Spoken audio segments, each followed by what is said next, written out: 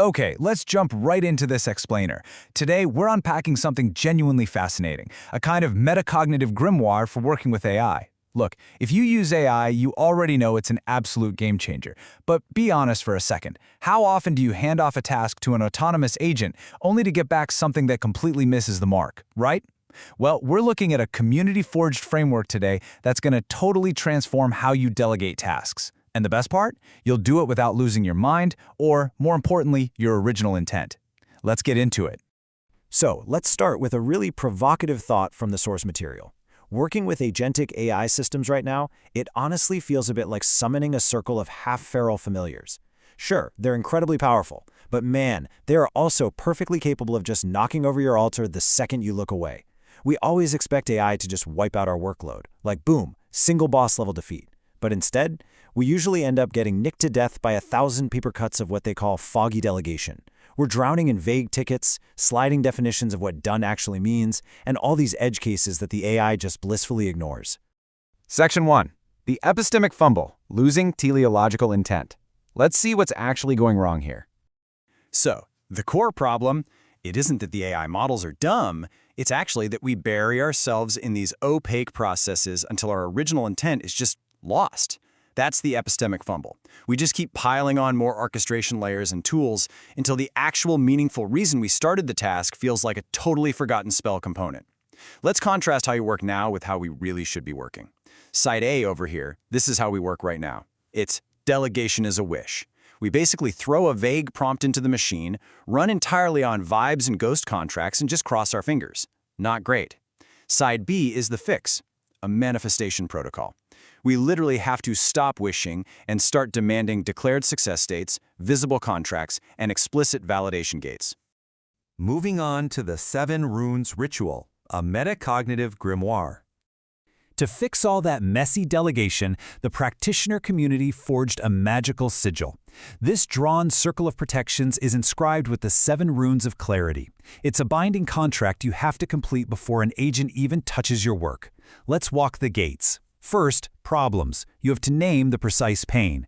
Then, intents, writing down exactly what good and absolutely no look like. After that is deliverables, the visible contract of what done actually is.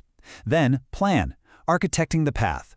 Check loop MVP comes next to set up your truth-telling validation gates. Then report, ensuring you leave an artifact for future you to inspect. And finally, next, acting as a feedback loop.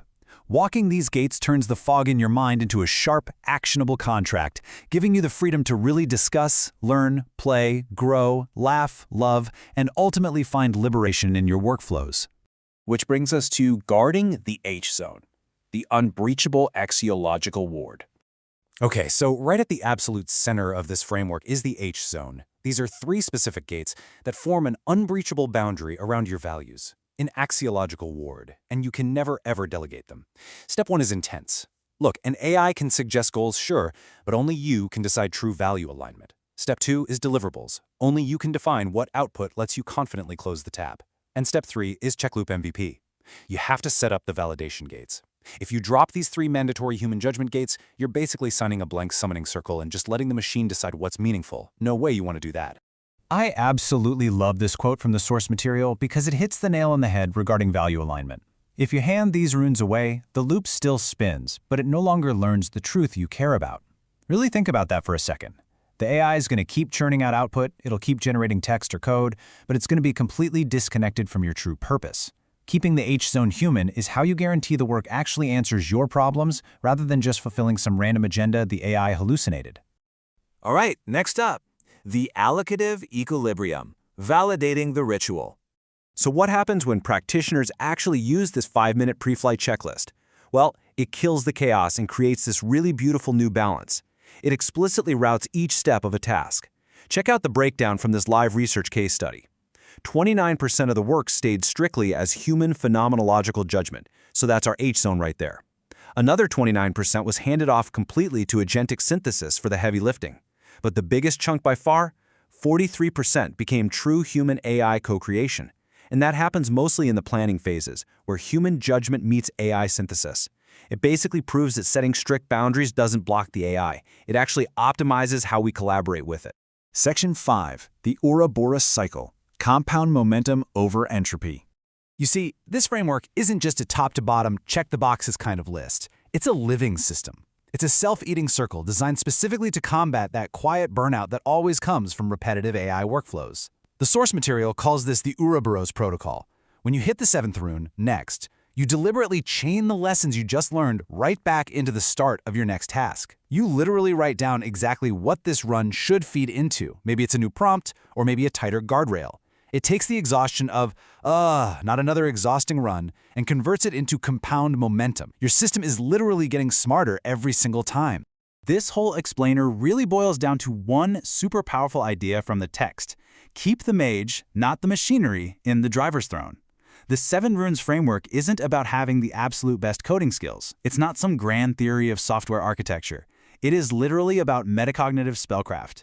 It's a small, highly effective set of reflective interrogations that protect your intent. It ensures that the tools are serving the creator and for sure not the other way around. So, as we wrap up, ask yourself, how are you going to use this framework to reclaim your agency? The next time you sit down to orchestrate an AI workflow, don't just throw a wish into the void. Draw your boundaries, define your intents. Now that your circle is drawn and your wards are set, what will you summon next? Thanks so much for joining me on this explainer, and I'll catch you on the next one.